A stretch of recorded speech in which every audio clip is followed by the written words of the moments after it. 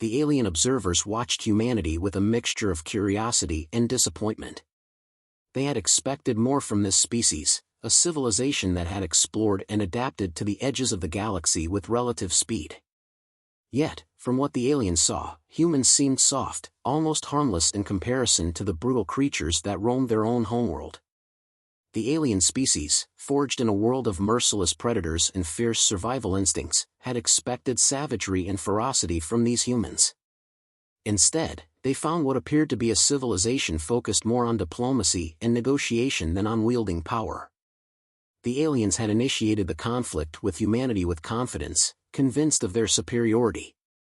Armed with advanced weaponry and a society structured around conquest, they anticipated a swift victory, assuming that humanity's restraint signaled weakness. This conflict, to them, was not merely a show of strength but a way to test humanity's mettle, seeking out what they considered worthy adversaries.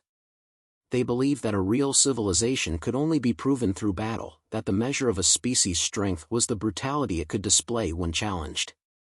They prodded at human colonies, capturing ships and sabotaging supply lines, only to be met with what they saw as weak, diplomatic attempts to de-escalate. The more humans appealed for peace, the more the aliens grew frustrated, convinced that humanity was afraid to reveal their so-called true warriors. They scoffed at humanity's calm responses, believing that humans were hiding their monsters out of cowardice or fear. Rumors circulated among the alien ranks about the legendary beasts humans could summon if provoked, a superstition they entertained even as they ridiculed it. Some spoke of human stories of courage and resilience, dismissing them as tales told to children. The aliens felt cheated, as if they were being denied a worthy fight, and their commanders pushed further, convinced that humanity's monsters would reveal themselves only under enough pressure. Then came the attack that would shift everything. Alien forces launched an assault on a small human colony, a place of peaceful research and exploration, with families and civilians present. It was a line humanity had pleaded not to cross, a place meant to represent a bridge between their worlds.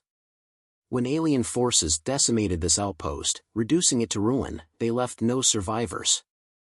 This time, humanity did not respond with words or diplomatic overtures. It was clear to anyone watching that something had changed, that humanity's patience had run its course. Whispers began to circulate, hints of a different kind of mobilization, as humanity's tone shifted. They were no longer asking for restraint but moving with a newfound focus. It was as if a collective understanding had taken hold, a silent consensus that enough was enough. The aliens had demanded monsters, and it seemed they were finally about to see what humanity kept hidden behind the veil of civility. Humanity's response was swift and methodical, each move calculated and precise. Fleets were mobilized, not with chaos or fury but with a chilling, organized resolve. Human command centers coordinated attacks that seemed to strike the alien forces from every angle, targeting supply chains, communication nodes, and strategic outposts with unnerving accuracy. Unlike the brute force the aliens had expected, humanity's tactics were surgical, a series of rapid strikes that crippled the alien infrastructure before they even realized what was happening. The alien invaders, used to direct confrontations and raw displays of power, found themselves blindsided by humanity's ability to weaponize intelligence and strategy.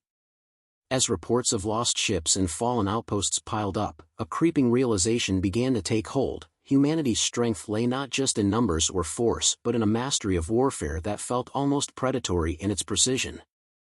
Then, humanity unleashed its true warriors.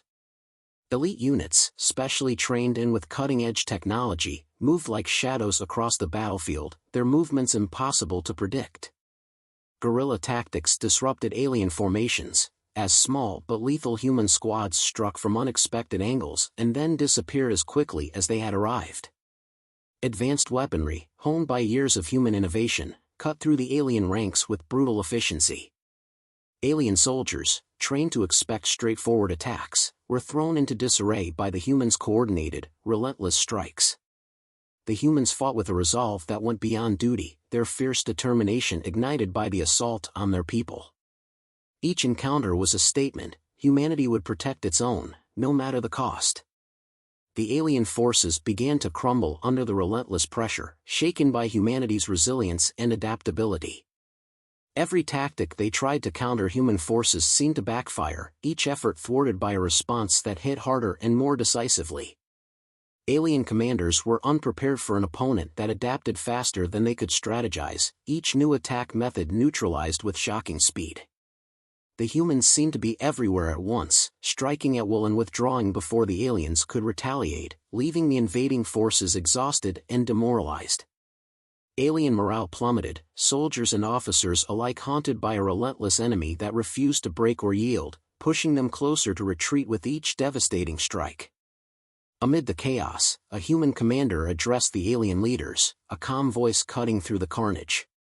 The monsters the aliens had sought, he explained, were not creatures or weapons but the unbreakable spirit that defined humanity. Our monsters are not beasts or machines, he said. They are the lengths we will go to defend what we hold dear, the strength that emerges when our people are threatened. His words settled over the stunned alien leaders, leaving them to confront a truth far more terrifying than anything they had imagined. Humanity's real monsters were not tangible, they were a force of will, a unity in purpose that would stop at nothing to protect their own. The alien leaders sat in stunned silence, their minds reeling from the scale of their losses and the undeniable strength humanity had shown. What had begun as a test of humanity's courage had backfired spectacularly, leaving the aliens with decimated fleets and shattered morale. The leaders exchanged wary glances, a quiet unease settling between them. No longer did they see humanity as the soft, harmless species they had so easily dismissed. In their eyes now, humanity held an unexpected power, one that stirred a caution they had rarely felt toward any species. One by one, allies of humanity, who had previously stayed neutral, began to speak up in the council, openly acknowledging the strength and bravery humanity had displayed. Some praised the humans not just for their resilience in battle but for the restraint they had shown until the line was crossed. Representatives reminded the Council of humanity's initial diplomatic efforts and willingness to avoid conflict.